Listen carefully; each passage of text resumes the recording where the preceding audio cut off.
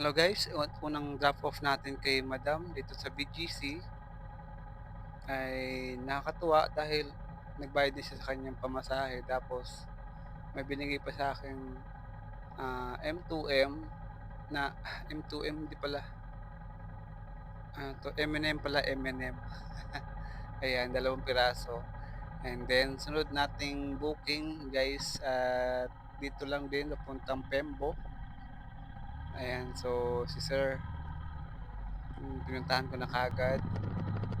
Tapos direct na kaagad tayo, mabilis lang kami nakapunta sa kanyang drop-off location. Dito lang din sa BGC, ayan. At naka-cashless yung kanyang pamasahe pero binigyan niya ako ng tip, ₱20. Ayan. So yung ating sunod na pasahero guys, pang-apat na booking na ito. Yung pangatlo ko hindi ko na nabidyohan. Ayan, dito lang din sa may papuntang market sa baba. Ayan, tinuturo ni madam yung kanyang way na mabilis na kami makapunta kaagad at makadaan dito lang din sa drop off location. BGC lang din. And then ito yung ating, hindi ko na alam kung pang ilang booking na ito kasi tanghali na rin to.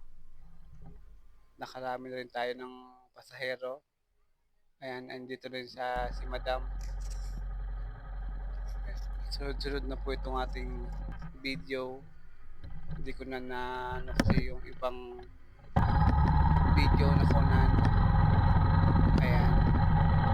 So, ito si madam na i-draft natin dito sa may Wakwak, Mandaluyong, dito sa bus terminal. Nahalaga lang ng 130 ang kanyang pamasahe. Binigyan niya na ako. Tapos, ayun, may panibago tayong booking. Hindi ko na alam kung ilang booking na itong aking nabibidyohan dito dahil minsan hindi ako nagbibideo. Ayan, so si Sir papunta to Cainta, Rizal. Dito na kaagad kami sa kanyang drop-off location. So may eskwelahan to. And yung kanyang pamasahe is 140. Sinuklihan ko na siya ng 10 piso. And then ito yung bandang hapon na, bandang 3:00 na po ito. Hindi ko na rin alam kung ilang pang booking na ito. Drop off location ni Sir dito lang sa may Pasig lang yon. And then last booking natin si Madam dito lang din sa kanyang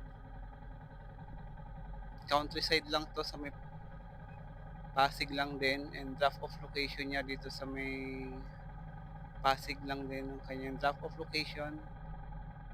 Thank you for watching guys.